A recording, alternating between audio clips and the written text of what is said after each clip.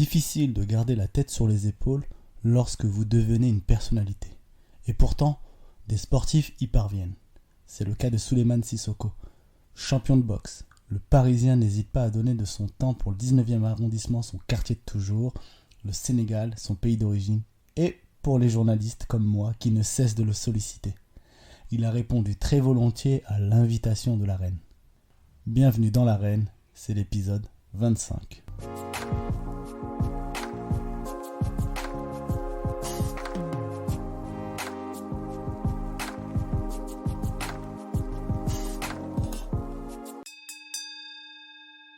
Salut Soulé. Salut Saïd. Bienvenue et merci d'avoir accepté l'invitation de la reine. C'est un honneur pour moi de t'avoir et merci de m'accueillir. En plus, là où tu t'entraînes, ça me fait vraiment plaisir. Ah bah je suis très content d'être là avec toi, t'es au top, donc voilà, on est content. C'est cool. Avant de te poser quelques questions, moi j'aime bien laisser l'invité, je laisse quelques secondes pour se présenter auprès du grand public si jamais des gens ne te connaissaient pas ou te connaissent mais savent pas qui tu es. Ouais, donc salut à tous, moi c'est Souleymane Sissoko, donc boxeur professionnel. J'ai été capitaine de l'équipe de France olympique où j'ai remporté une médaille de bronze en 2016 aux Jeux olympiques et puis voilà, derrière je suis passé pro, j'ai 14 combats, 14 victoires. Parfait, on peut pas faire plus carré. Alors, Soulé, t'es boxeur depuis quand? Je suis boxeur depuis l'âge de mes 14 ans. Aujourd'hui, j'en ai 30, donc voilà, ça fait déjà plus de 15 ans. Plus de 15 ans que je fais de la boxe. J'ai commencé comme ça, par hasard, avec un groupe d'amis. Hein, issus du 19e arrondissement, on voulait tous faire un sport. Et l'un d'entre nous en faisait, donc on s'est dit, on va essayer. Et là, j'ai tout de suite accroché. J'ai accroché parce que c'est un sport. Déjà, on avait un très bon éducateur, c'est super important. Et voilà, il y avait une émulation collective, on stimulait tous, on se tirait vers le haut. Et ce qui a fait qu'en une année et demie, je suis devenu champion de France cadet. D'accord, t'es en vitesse grand V, quoi. Ah ouais, finalement, t'avais ça dans le sang. Ah, ça allait très vite, ça allait très vite. Je sais pas si j'avais ça dans le sang ou si c'est le travail, parce que c'est vrai que j'ai beaucoup travaillé, mais ça allait très vite. Et j'aime bien poser cette question, je te l'avais déjà posé une fois dans une interview. T'as fait ça caché de tes parents ou Au début, en fait, j'aurais dit que je faisais un sport. Voilà, j'avais pas trop déclaré parce que voilà, sur la boxe, il y a beaucoup d'idées reçues, il y a beaucoup de stéréotypes, il y a beaucoup de voilà, on apprend un peu lorsqu'on parle de boxe. Et après voilà, ils ont vu au fur et à mesure que je revenais, j'avais pas de cocard, j'avais pas de bleu, au contraire, j'étais beaucoup plus assidu même à l'école, j'étais beaucoup plus concentré, etc. Et ils se sont dit peut-être que c'est finalement bien la boxe. Et finalement ils t'ont laissé tranquille. Et finalement ils m'ont laissé, mais la seule condition, c'était les études. De ne pas lâcher les études, d'être très à cheval dessus, de toujours avoir de bons résultats. Sinon c'était au revoir la boxe. Et t'as réussi à faire les deux en même temps. Ah ouais, j'ai réussi à faire les deux. Et ça m'a beaucoup aidé d'abord, même dans ma carrière. Hein. Moi, aujourd'hui, en tant que boxeur, je me sens vraiment bien épanoui à 100% parce que j'ai certes le côté sport, mais à côté de ça, par rapport à mes études, ça m'a ouvert pas mal de portes. Et puis, ça me permet d'être aujourd'hui quelqu'un de très complet. Alors du coup, t'as commencé l'anglaise directement, tu m'as dit que t'es devenu champion de France, et ensuite t'as intégré l'INSEP ou des choses comme ça? Exactement, donc j'ai fait champion de France cadet, derrière je suis rentré en équipe de France junior, j'ai commencé à être appelé en stage, etc. Derrière j'ai intégré l'équipe de France junior, où j'ai fait mon premier combat international au bout de 8 combats, donc c'est très prématuré, hein, donc j'ai très rapidement, j'avais perdu, mais ça m'avait beaucoup appris. C'est une première expérience internationale, et à cette époque-là, les juniors pouvaient avoir 3 ans ou 4 ans d'écart, donc c'était vraiment avec un junior 2 très aguerri, etc. Moi, je sortais des cadets, donc j'avais beaucoup pris en expérience. Derrière, ça m'a fait progresser parce que j'ai beaucoup travaillé. Je me suis dit que voilà, il y avait un fossé entre mon niveau et le niveau international. Et derrière, j'étais dans un lycée à la République, le lycée Turgot, et c'était pas évident de concilier le sport et les études parce que je partais beaucoup à l'étranger, etc.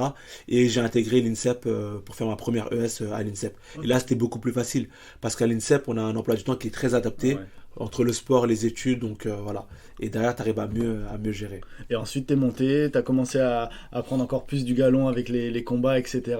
Puis il y a eu les Jeux Olympiques qui sont arrivés. Ça arrivait un peu plus tard? Non, même pas, non, ça arrivait... En fait, j'aurais pu faire, on va dire, entre guillemets, les Jeux Olympiques de 2016. Ouais. J'étais en concurrence pour faire... de 2012, pardon. Ouais, Londres. J'étais en concurrence pour faire les Jeux Olympiques de 2012. Et dans ma catégorie, ils ont rappelé un mec qui s'appelle Rachid Azdin. Ouais. Donc, il a été convoqué pour faire les Jeux, donc par un système de qualification au niveau de l'AIBA. Donc il s'est qualifié et j'ai quand même participé à ces Jeux Olympiques en tant que sparring partner. Ah, d'accord. Donc j'étais sparring partner d'Alexis, Vastil, voilà, et beaucoup d'autres boxeurs de la team. Donc j'ai vécu indirectement les jeux. J'étais avec eux, on allait aux compétitions, etc. Donc ça m'a fait déjà ça m'a donné un avant-goût des Jeux Olympiques. Je savais déjà ce que c'était, etc. Et puis derrière, bah, j'étais très à cheval. Je me suis dit, Souleymane, les Jeux Olympiques de 2016, il faut que tu sois aux Jeux Olympiques, il faut que tu ailles chercher ta médaille, parce que voilà, lorsqu'on vit ces jeux-là, tu te dis, mais j'ai envie d'une chose, c'est d'être sur le podium des Jeux Olympiques. C'est vrai que c'est incroyable les Jeux Olympiques. Là, t'es boxeur pro, donc tu as fait des grandes salles, mais les Jeux Olympiques, apparemment, quand on y est, c'est dingue. C'est dingue. Les Jeux Olympiques, c'est quelque chose de très spécial. Aujourd'hui, on me donne une ceinture de champion du monde et une ceinture de champion olympique. Enfin, une médaille de champion olympique, je prends la médaille de champion olympique. C'est vrai, c'est tout un pays, c'est un événement planétaire, c'est 4 fois, tous les 4 ans, c'est exceptionnel les Jeux. Les Jeux, c'est exceptionnel. Et après, c'est vrai qu'aujourd'hui, chez les pros, financièrement, c'est beaucoup plus intéressant. Mais l'olympisme, par rapport aux valeurs de l'olympisme, par rapport à tout ce que tu vis, c'est incroyable. Et là, alors, t'en es à... Donc, tu es devenu professionnel, t'en es à combien 14 combats, ouais. 14 victoires. Exact. Et du coup, comment ça se passe? Maintenant, tu vises une ceinture mondiale. T'en es où là à peu près? Bien sûr, là je suis bien classé en WBA. Ouais. Je crois que si je me trompe pas, je suis 11e ou voilà, top 11 WBA. Ouais. Donc ça peut aller très vite. À partir du moment qu'on intègre le top 15 mondial, un championnat du monde, ça peut aller super vite. Donc là, on est en train de bosser. Sur les prochains adversaires, on aimerait bien avoir un top 10 mondial pour pouvoir continuer encore à avancer et faire un championnat du monde dès qu'on le pourra, parce que je me sens de mieux en mieux. On sent qu'on est de plus en plus prêt pour ce championnat du monde. Et après, encore une fois, je le rappelle, le but, c'est pas de faire un championnat du monde pour dire, je fais un championnat du monde. On peut tous en faire un championnat du monde. C'est de faire un championnat du monde, mais de le gagner. Ouais. Voilà. Et là, c'est autre chose. Donc, être prêt vraiment à 100% sur un championnat du monde. Et voilà, ramener la ceinture à la maison, comme on dit. Dans ta catégorie, t'es dans les super welter. Dans ta catégorie, qui on a à peu près de costaud peut-être? Là, dans la catégorie, il y a Jermall Charlo. Ouais. Donc voilà, il y a Brian Castagno. Ouais. Et puis voilà, c'est les deux champions, un qui a 3 ceintures, l'autre qui en a une. Et puis voilà, là ils doivent se rencontrer les deux. Enfin, les deux doivent prendre leur mandatory, leur challenger officiel. Et puis derrière, je pense qu'il y a beaucoup de choses qui vont se passer dans la catégorie. Certains vont monter, descendre, etc. Ça peut être très ouvert. Mais d'ici la fin d'année, moi, je me verrais bien boxer pour un championnat du monde. Voilà. La fin de l'année 2022. 2022, ouais. D'accord. Donc là, du coup, l'objectif, c'est un combat prochainement pour intégrer officiellement le top 10. Et ensuite, c'est parti. Quoi. Voilà, exactement. D'accord. Exactement. Et pour intégrer le top 10, il me faut un top 10. Ouais. Après, le truc, c'est que moi, je le veux. J'envoie des noms, je veux tel, mais c'est très dur. C'est très dur, c'est très compliqué. Aujourd'hui, le matchmaking, il est super compliqué. Parce qu'il y a des boxeurs qui sont très bien classés, qui se disent, mais pourquoi je vais boxer un Souleymane Sissoko? Je vais bientôt faire un championnat du monde. Ouais. Et c'est comme ça, souvent, que ça se Et du coup, ça, c'est à cause du classement, peut-être? Ou c'est... Parce qu'en même temps, toi, t'es invaincu. Donc, ils peuvent voir que tu montes. Bien sûr. Ou c'est aussi peut-être un peu, je vais dire arrêter, mais peut-être de la peur aussi de se dire, ah ouais, attends, lui, il commence à cartonner. Je pense qu'il y a des deux. Le truc, c'est que je pense que moi, admettons, je suis numéro 3 mondial. Je vais me dire, qu'est-ce que je vais boxer un mec qui est numéro 17, prendre un risque, et puis derrière, ma place pour faire un championnat du monde, elle saute. Donc ça se comprend aussi donc c'est très compliqué, il faut vraiment trouver le juste milieu dans tout ça. Et là dernièrement t'as combattu en France, ça faisait longtemps que t'avais pas combattu, c'était à Roland-Garros, ça c'était cool. Mais du coup, si j'ai bien compris, il faut combattre à l'étranger aussi pour pouvoir prétendre des titres. Bien sûr, c'est toujours bien de combattre à l'étranger, déjà ne serait-ce que pour l'expérience perso. Parce qu'aujourd'hui, on sait qu'en France, on n'est pas un pays où on organise beaucoup, surtout des gros combats qui demandent vraiment énormément d'argent. Le modèle économique ne nous permet pas aujourd'hui. Donc oui, il faut aller à l'étranger. Déjà, il faut prendre cette expérience-là de se dire, je vais à l'étranger, boxer un mec, voilà, devant un autre public, etc. Donc ça, c'est déjà un plus. Et secondo, là, les ceintures, les noms que j'ai cités dans ma catégorie, c'est des boxeurs qui sont étrangers. Ouais. Donc pour aller les battre, il faudra aller chez eux. Donc faut boxer à l'étranger. Et moi, j'aime beaucoup aussi boxer à l'étranger parce que c'est différent. Il y a encore quelque chose qui change. C'est ça que j'allais te demander aussi. C'est comme les JO et par rapport à la ceinture mondiale. Combattre à l'étranger, combattre en France. Alors c'est cool de combattre en France, je sais que tu kiffes parce que forcément il y a les amis, la famille, etc. Mais t'as combattu aux États-Unis. Ah oui. Ah non, c'est magnifique. Là, c'est mon 3e ou 4e combat aux États-Unis. C'est le kiff. Et puis sous des cartes en plus. Ah ouais, sur des grosses cartes. Sur toutes les cartes que j'ai faites, ça va être des mecs qui vont être futurs Hall of Fame ou choses comme ça. Donc, non, j'ai vécu des moments exceptionnels d'avoir boxé aux États-Unis. C'est une expérience c'est fou. Lorsque j'ai fait là le Canelo Sanders, c'était devant 70 000 personnes, tu rentres dans l'arène, tu te dis waouh, c'est un truc de malade. Est-ce que ça fait un peu stressé, enfin pas stressé, mais... Si, après tu te visualises, tu fais un peu d'imagerie mentale, tu te visualises un peu la chose, mais c'est vrai que c'est exceptionnel. C'est vrai. Et c'est dommage qu'on n'ait pas ça en France, peut-être. Ah ouais, mais peut-être on va y arriver là. Voilà, là Tony il aimerait bien faire un Bercy. Voilà, petit à petit. Après, s'ils arrivent à faire un Parc des Princes, ou peut-être, je pense que on peut faire un Stade de France en France. Si vraiment on a des boxeurs qui montent, qu'on monte tous en même temps, qu'on devient le champion du monde, on peut venir défendre nos ceintures à la maison. Moi, j'en douterai pas. Aujourd'hui, il y a énormément il y a énormément de monde qui aime la boxe, qui apprécie la boxe. Et il y en a beaucoup aussi qui s'y mettent, qui font de la boxe parce que voilà, ils apprécient beaucoup ce sport. Et je pense que on peut continuer à fédérer beaucoup de gens. Toi, en plus, tu as été capitaine de l'équipe de France, la Team Solide, à l'époque en 2016. Tu sais qu'en plus, il y a, j'imagine, beaucoup de monde déjà en ce moment, mais derrière de boxeurs et même des boxeuses en plus qui sont... Bien sûr, il y a du niveau, quoi. Exactement, il y a du niveau là chez les jeunes, là, le niveau il est là, ils sont présents, ils savent ce qu'ils veulent, ils ont faim. Donc je pense que voilà, on ouvre, on va dire, une certaine petite porte pour que eux aussi, ils viennent, ils ont les dents longues. Ils ont les dents longues. Et j'espère que ça va continuer à avancer dans le bon sens. Je reviens un peu sur toi et sur ta carrière. Quels ont été tes modèles, toi, par exemple? Enfin, ça se trouve, t'en as même pas eu, mais est-ce que tu as eu des modèles quand tu étais plus jeune, quand tu t'es lancé en boxe? Au début, non, parce que je connaissais rien à ce sport. Puis après, j'ai commencé à m'intéresser à ce sport. J'ai commencé à regarder la boxe cubaine, surtout en amateur, parce que j'étais boxeur amateur. Donc, je regardais beaucoup l'école cubaine, tous les boxeurs qu'il y avait.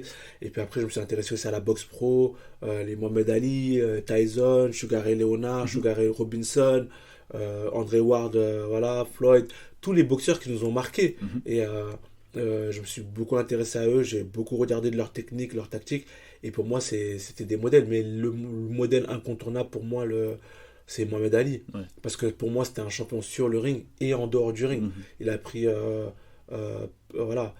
position sur des trucs hyper importants. Et voilà, il s'est dit que il s'est engagé en fait. Il s'est engagé, il a mis sa notoriété au service du peuple. Et ça, c'est hyper important. J'ai vu qu'il y avait son petit-fils qui s'était lancé. Si, j'ai vu. Il joue en plus sur le nom et tout. C'est pas mal, c'est marrant. C'est pas mal, avec Top Rank là. Du coup, voilà, c'est ça que j'allais aussi te demander. Toi, ton style de boxe, pour ceux qui ne sauraient pas comment tu boxes, quel est ton style? Est-ce qu'on définit un boxeur? Enfin, comment on pourrait te définir? De plus en plus, on me dit qu'il y a le style Souleymane Sissoko, que j'ai un style qui est particulier, qui est pas. Ça, c'est très bien qu'on dise que. Non, mais, on me le dit de plus en plus. Mais voilà, moi, je dirais que je suis un boxeur qui est assez complet, qui avance, qui recule, qui essaie de prendre le moins de coups possible. Voilà, essaie de toucher sans se faire toucher. Voilà, vif, explosif. Voilà, j'essaie d'être complet. Le style Soulé. Voilà. Alors, là, c'est un peu plus pour la globalité, pour que les gens comprennent un peu. C'est quoi le quotidien d'un boxeur? Le quotidien d'un boxeur, tout dépend en camp d'entraînement, pas en camp d'entraînement. Voilà. Parce que pour moi, il y a le boxeur, il a différentes vies. Et puis tous les boxeurs n'ont pas entre guillemets la même vie. Aujourd'hui en France, il n'y a que, on va dire, 5% des boxeurs qui vivent de la boxe. Donc la plupart, leur quotidien, c'est d'aller travailler toute la journée et le soir d'aller s'entraîner. C'est ça, malheureusement, pour une bonne partie de boxeurs professionnels en France. D'autres d'entre eux qui sont dans un format un peu hybride où il y a des sociétés ils ont des sponsors, ils ont des sociétés qui les aident. Donc ça leur permet de se détacher, de s'entraîner. Et pour les boxeurs, on va dire, qui sont bien lotis, plus ou moins, le format c'est tu manges boxe, tu dors boxe, tu vis boxe en fait. C'est que tu pars en camp d'entraînement, t'es focus 100% dans la boxe. Le matin t'es en entraînement, soit physique, soit sur la prépa physique, soit sur la boxe, et l'après-midi t'as ton second entraînement. Donc voilà, on met les gants 3 fois par semaine, on fait beaucoup de techniques, beaucoup de tactiques, il y a beaucoup de répétitions, on répète beaucoup, on fait beaucoup de shadow, on travaille beaucoup. Et voilà, mais c'est vrai que c'est pas tous les boxeurs qui sont en fait, pour moi, un boxeur, toute sa carrière sera beaucoup de sacrifices. Parce qu'il y a qu'à la fin on va dire, qu'il va récolter vraiment pas tous les boxeurs, mais il y a qu'à la fin où qu'il commence à récolter, on va dire, le fruit de ses efforts. C'est compliqué d'être boxeur. C'est ça. Voilà, financièrement parlant, un boxeur, c'est compliqué en fait. C'est compliqué. C'est pas comme les footballeurs ou autres. Où il y a un mensuel, etc. Là, le boxeur, il y a énormément de boxeurs qui sont très doués, qui sont très talentueux, mais qui malheureusement ne performent pas comme ils devraient le perfer parce que ils pensent au pain qu'ils vont ramener le lendemain à la maison, ils pensent à énormément de choses. Et lorsque tu n'as pas toute ta tête vide, c'est très compliqué. Ouais, tu en avais parlé, tout le monde a dû le voir ça pendant le Covid notamment, où que les boxeurs n'avaient pas de sparring, Exactement. etc. C'était très compliqué et tout, Exactement. et il y avait même des sparring qui n'étaient pas payés. C'est ça. En fait, c'est ça, et ça, c'était exactement. une grosse galère pour les... Tandis qu'aux États-Unis, Ouais. les sparring, tu les payes, ils vivent de ça. Il y a un réel modèle économique autour de ça. Tu m'as dit que tu n'étais pas un enfant bagarreur quand tu étais jeune, justement, et que ça avait fait bizarre que tu te lances dans la boxe. Est-ce que tu as, par rapport au cliché, j'aime bien balancer ça, mais est-ce que t'es fan de sport, de jeux de vidéos de baston, de Street Fighter, tu regardes des films de baston, est-ce que c'est ça un boxeur? Franchement, moi, pas du tout. Honnêtement, les Rocky, je veux pas toutes les décrire parce que je sais qu'il y a une scène où il tape, il court, à la montagne, il tape sur la viande ou je sais plus quoi. Ouais. Mais voilà, je suis pas un mec, faut que je regarde tous les cris, tous les trucs, non. Vraiment, non, je regarde la vraie boxe, la pure boxe. J'étais pas un bagarreur.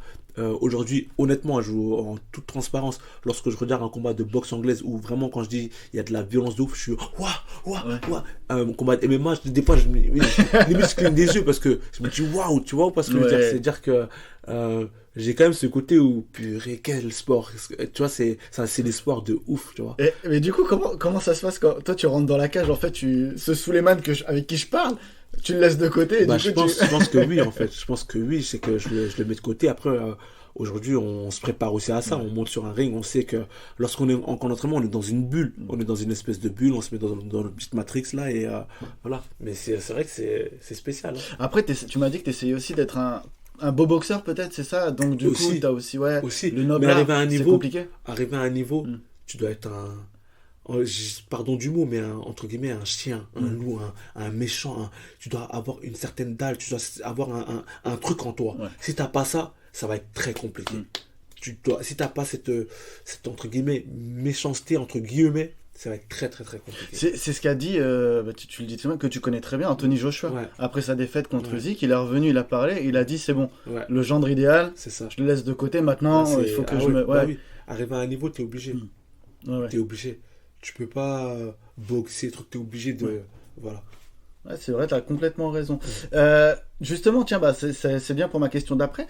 L'objectif d'un boxeur, c'est quoi? C'est être le plus fort? C'est ne jamais perdre? C'est avoir des titres? C'est quoi en fait? Je pense que c'est très subjectif. Après, sur ces dernières années, ça a beaucoup changé parce que on est tous à la recherche du boxeur invaincu. Waouh, il est invaincu. On va dire Floyd Mayweather, il a installé un peu ce truc-là où faut être absolument invaincu, etc. Et puis derrière, financièrement parlant, c'est beaucoup plus intéressant parce que le boxeur, il est invaincu et autres. Donc il y en a qui sont dans cette optique-là. D'autres qui ont pour objectif de devenir champion du monde. Donc tous les combats, ça va être une étape pour devenir champion du monde. Et d'autres, c'est juste pour une satisfaction personnelle. Ils n'ont pas besoin d'argent, ils ont déjà leur business, ils ont un truc, c'est parce que voilà, c'est un kiff pour eux. Et puis on marche à peu près tous par objectif. On fait un sport qui est tellement dur qu'on peut pas, à un certain niveau, en faire comme ça pour en faire comme ça. C'est sûr qu'il y a quelque chose derrière. Oui. Donc l'aspect financier qui est bien sûr qui est important. Il y a les titres qui sont super importants aussi. Et il y a aussi qu'on se nourrit personnellement parce qu'on a fait tellement de sacrifices qu'on se dit que waouh, là ça y est, j'arrive à ça quoi.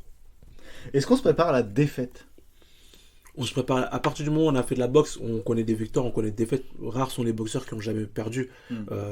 Certes, en pro, oui, les gens essaient de comme tu disais, avec protéger Mayweather, leur palmarès. Voilà. Mais même Mayweather a déjà perdu. Oui. Donc, à partir du moment où tu fais Tyson un sport, a déjà perdu, Ali a déjà perdu. Exactement. À partir du moment où tu fais un sport, tu connais la victoire, tu connais la défaite. Après, il y en a qui la digèrent plus vite que d'autres. Il y en a qui la digèrent mieux que d'autres. Il y a tu vois, tout dépend de quelle défaite tu auras eu.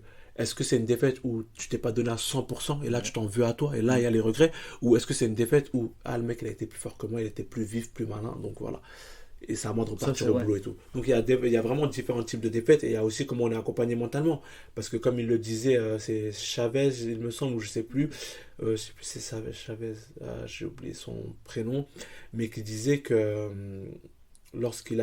avant le combat il recevait des 300-400 messages avant le combat. Lorsqu'il a perdu, il a reçu juste un appel, c'était celui de sa mère. Ça, c'est pour dire un peu, tout dépend comment on est entouré. Et souvent, lorsqu'on perd, on est encore dans le truc, on le sent pas. Mais quelques jours d'après, c'est là où le boxeur, il connaît une certaine dépression, limite, Ouais. tu vois. C'est très compliqué. Hein. Ouais, la Très dépression, elle compliqué. existe encore plus dans Bien les sûr. sports de combat et dans bah la oui. boxe. Ah bah oui. Et ça, on s'en rend pas On compte. s'en rend Parce pas que compte. les gens pensent que les boxeurs, forcément, sont durs. C'est normal. Il faut être dur, comme tu Bien dis, sûr. sur le Bien le sûr. ring. Mais c'est des êtres humains. Pour moi, il n'y a pas plus sensible que les boxeurs, que les mecs, les sports de combat. En sensibilité, pour moi, j'ai rarement vu. Tu sais, un boxeur, il peut chialer comme ça, mais vraiment chialer comme un enfant. Ouais. Tu vois pas ce que je veux dire? Après, parce qu'il y a une sensibilité, il y a quelque chose qui fait que, tu vois, on est tellement dans le dur, tellement à. Faut qu'on montre. Il y a un idéal type. Genre, le boxeur, c'est le mec qui est Oui. dur, il a pas mal de trucs, il est solide. Mais derrière, quand ça sort de ouf. Hein. T'as visité un peu le... Enfin, t'as visité, c'est une façon de parler. T'as vu le monde entier un petit peu avec la boxe, mais non, ça, c'est un côté positif de pouvoir aller sûr. voir un peu ce qui se passe. Tu m'as parlé de la boxe cubaine. Mentalement, là-bas, c'est plus amateur, malheureusement, mais la boxe, c'est quelque chose. Et on a l'Angleterre et les États-Unis également, c'est ça qui sont de très bons viviers Bien sûr. de boxe. Bien sûr, bien Et sûr. le Mexique aussi. Bien sûr, et j'allais puis le oublier. côté, ouais, le Mexique, l'Est aussi, hein, Ouais. tout ce qui est les Russes, etc., tous les Ouais. pays de l'Est, là, le Kazakhstan, l'Ouzbékistan, Ouais. tous ces pays, ils sont très, très, très bons. Après, nous, on a eu la chance de faire tous ces pays-là. Donc, aujourd'hui, on a une expérience qui est telle que lorsqu'on dit, voilà, tu prends tel ou tel boxeur, tu vois à peu près où est-ce que tu vas. C'est ce qui est bien positif lorsqu'on a un gros background en boxe amateur. Et aujourd'hui, de voyager dans tous ces pays-là, ça ouvre, ça apporte énormément.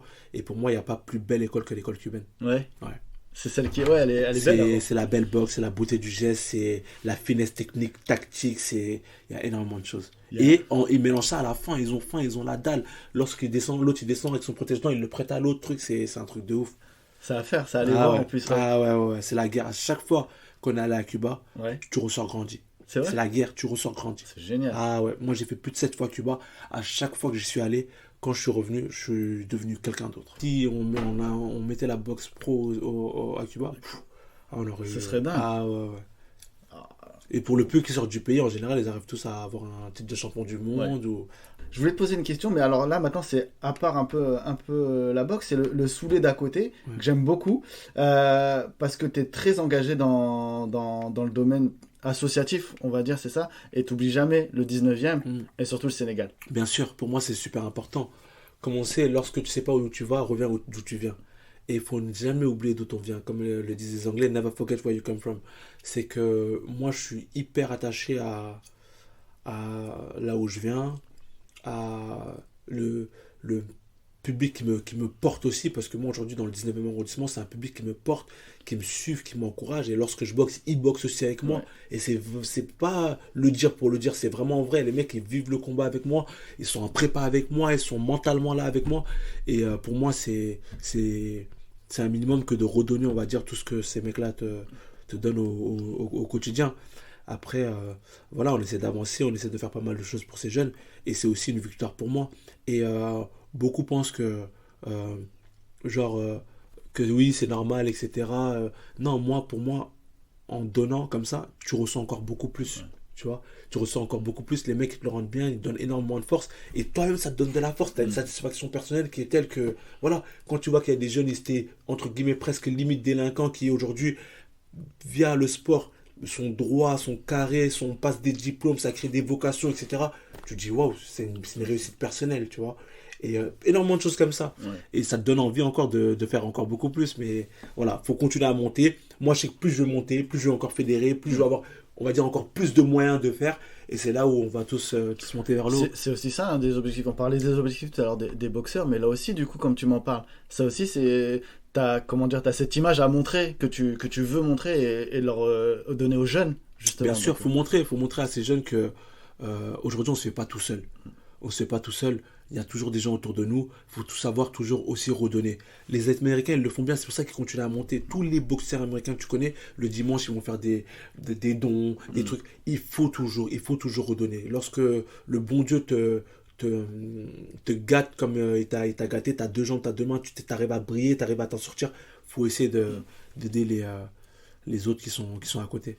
Qu'est-ce que tu donnerais comme conseil aux jeunes ? Je sais que tu leur donnes déjà des conseils, mais voilà, ceux qui écouteront ce podcast, qu'est-ce que tu leur donnerais aux jeunes femmes, aux jeunes filles, aux jeunes garçons, enfin voilà, qui comme toi à 14 ans. Bien sûr, moi c'est de croire en soi, et d'aller surtout au bout des choses. Parce que souvent on a des bâtons dans les roues, on a énormément de choses qui se passent qui font que on est un peu freiné, mais il faut aller au bout des choses. Moi je pense que lorsqu'on a un objectif, entre guillemets, il y en a qui disent rêve, mais comme tu veux, objectif rêve, donne-toi les moyens. Mais pour ça, tu te dis quoi? Il y a plusieurs étapes pour arriver à ça. Qu'est-ce qui va faire que j'arrive à ça? Déjà, je m'entoure bien. L'entourage, il est super important. Il est primordial si tu veux avancer vers ce chemin-là. Je m'entoure bien. Derrière, j'essaie de créer que des trucs positifs autour de moi. Avec cette team, on avance de façon positive. On avance surtout étape par étape. Et après, c'est la patience et le travail. La patience et le travail. Plus tu vas travailler, montre-toi patient, tôt ou tard, tu récoltes tes fruits. Tout travail, que tu sois croyant, pas croyant, tout ce que tu veux, tu travailles, ça paye. Ça n'existe pas quelqu'un qui travaille et que ça paye pas. Oui, il a fait un bac plus 8 et que derrière il n'a pas de travail. T'inquiète pas que tôt ou tard il aura quelque chose. Mais continue, lâche pas. Et c'est là que je parle de patience parce que elle est super importante. Plus tu vas être patient, mais tu lâches pas, tu es dédié, tu es à fond, tu lâches pas, tu as un dévouement, tu lâches pas le morceau, tôt ou tard ça va payer. Moi, j'y crois dur comme fer. Et en plus, toi, quand tu parles de patience, un boxeur, il n'y a pas plus patient. Ah ouais, t'es obligé. Parce que le nombre de combats que vous devez attendre à chaque fois, comme tu disais tout à l'heure. Exactement. Donc, tu as énormément de choses qui font que t'as pas le choix, en fait, que de pas être patient, limite, quoi. Et faut être patient, faut travailler parce que ça paye pas tout de suite, mais tôt ou tard ça paye, quoi.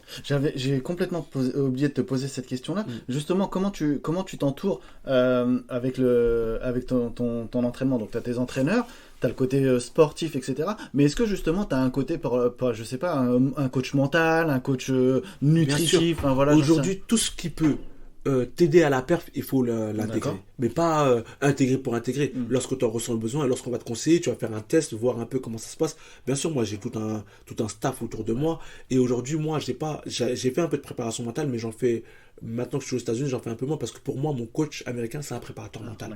À son quotidien, par rapport à sa philosophie de voir les choses, par rapport à tout ça. Pour moi, c'est un préparateur mental. Donc aujourd'hui, oui, il faut faire de la préparation mentale. Il ne faut pas se dire, je veux voir une psychologue, ça veut dire non, c'est pas une faiblesse que de voir une psychologue. Il faut se faire aider, il faut se faire entourer.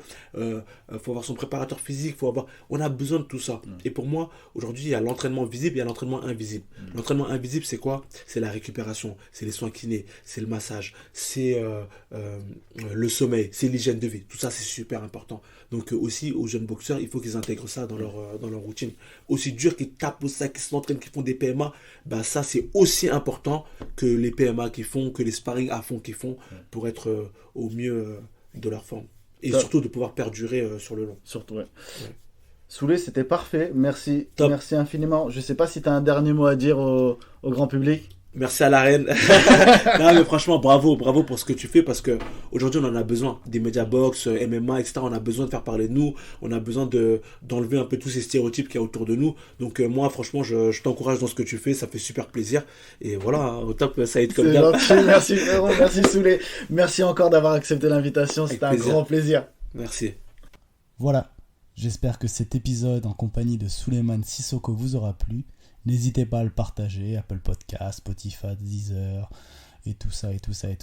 Commentez, mettez des étoiles, partagez-le sur les réseaux sociaux, n'hésitez pas. Faites-moi des retours également si vous avez envie, ça me fera vraiment plaisir. Et allez suivre Souleymane sur Instagram si ce n'est pas déjà fait. Et suivre toutes ses aventures parce que c'est vraiment un plaisir de le suivre en tant que boxeur, mais également en tant qu'homme dans la vie de tous les jours. Voilà, en tout cas, je vous dis à très bientôt dans l'arène.